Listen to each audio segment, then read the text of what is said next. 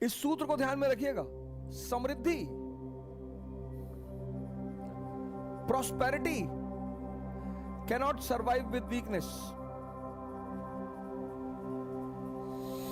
यह बहुत प्यारा सूत्र है। समृद्धि कमजोरी के साथ नहीं रह सकती। बहुत प्यारा सूत्र। Prosperity cannot survive with weakness।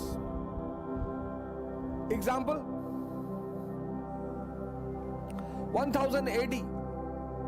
अगर आप 1000 AD के भारत को देखें, पॉलिटिकल स्ट्रक्चर, राजनीति, केंद्रीय सत्ता का अंत, end of powerful central authority.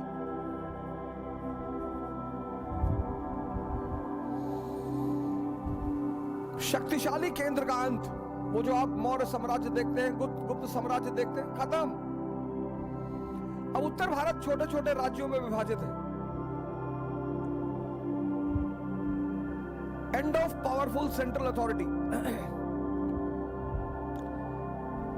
समाज, society divided.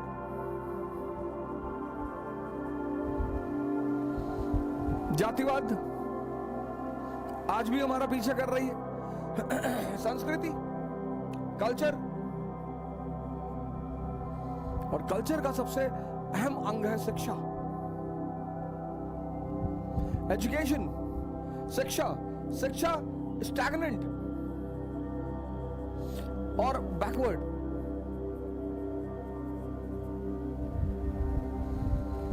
Polity, end of powerful central authority. कोई केंद्रीय सत्ता नहीं है, केंद्रीय ताकतवर सत्ता नहीं है। उत्तर भारत विभाजित है छोटे छोटे राज्यों में। समाज विभाजित है, संस्कृति पतित है, स्पेशली शिक्षा।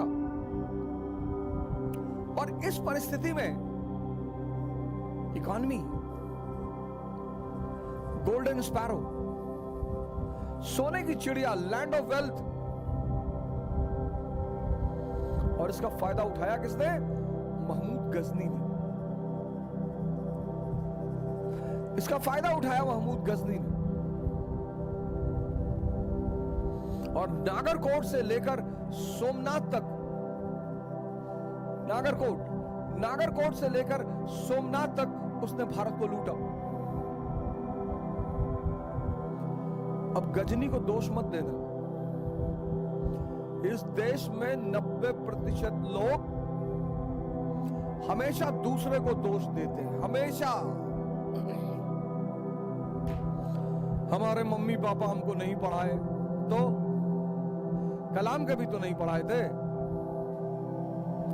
इस देश के 90% लोग, 90, दूसरों को दोष देते हैं। पिछले 30 साल से भारत की जो दशा है, उसके जिम्मेदार राजनेता नहीं है, इस देश के लोग हैं। आसमान से टपक रहे राजनेता। डेमोक्रेसी है, प्रजातंत्र है, चुनने का हक तुम्हारे पास है।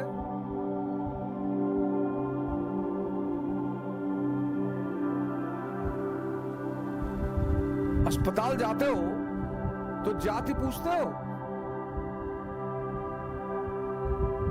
तब तो डॉक्टर कोई भी हो जान बचा ले। धर्म पूछते हो, क्षेत्र पूछते हो, तो तुम्हारी बुद्धि पर ऐसा कौन सा शैतान बैठ जाता है कि तुम राजनीति में ये सब पूछते हो?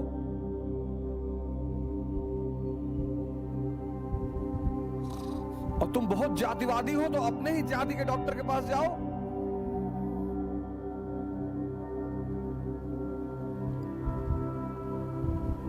दूसरे को दोष मत देना। जब भी तुम कमजोर होगे, जब जब ये परिस्थितियां आई, जब जब मौर्य साम्राज्य का पतन हुआ, विदेशी आक्रमण, हिंदी यवन, शक, कुषाण, गुप्त साम्राज्य का पतन हुआ, हूण,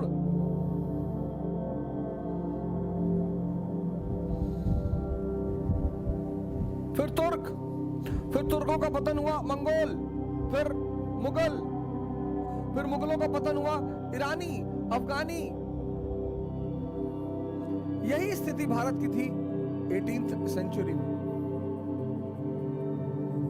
18वीं शताब्दी का जो भारत है, यही स्थिति थी। Polity, absence of powerful central authority, Mughal साम्राज्य का पतन, एक शक्तिशाली केंद्र का अंत, समाज विभाजित, डिवाइडेड, संस्कृति, culture stagnant and backward, economy golden sparrow.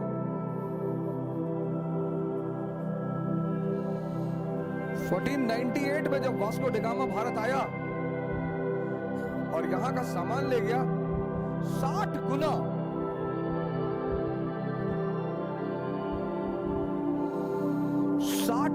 60 गुना फायदा मिला उसे, 60 गुना। और इस परिस्थिति का फायदा उठाया किसने? ईस्ट इंडिया कंपनी ने।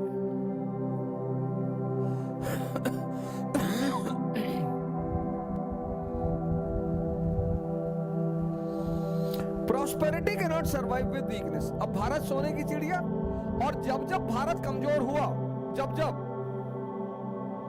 मैंने कहा ना, मौर्य साम्राज्य का अंत हुआ। कौन आया?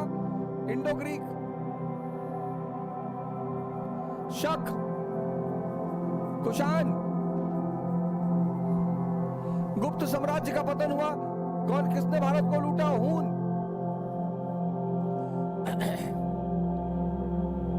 फिर 1000 AD के बाद टर्क, जब तुर्कों का पतन हुआ, किसने भारत को लूटा? मंगोल।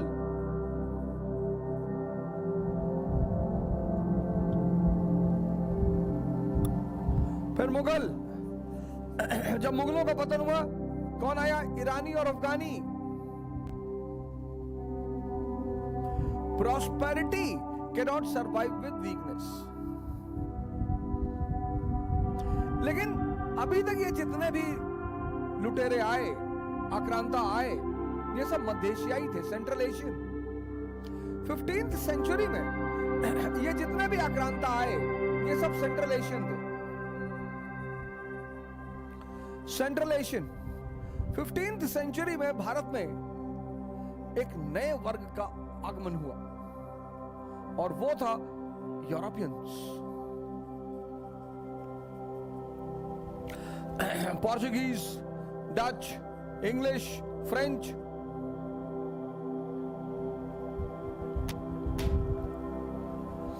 पुनर्जागरण भौगोलिक खोजों का परिणाम, भारत से यूरोप का सीधा संबंध, और जो पैसा बहना शुरू हुआ, जो पैसे का प्रवाह शुरू हुआ,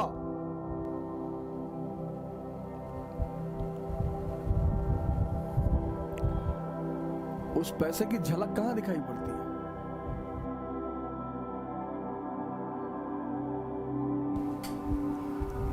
उस पैसे की झलक कहां दिखाई पड़ती है?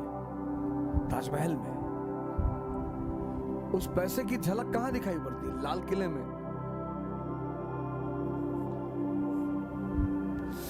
विदेशियों ने आना शुरू किया, पोर्चुगीज, डच, इंग्लिश, फ्रेंच, पुर्तगाली, डच, अंग्रेज, फ्रांसीसी।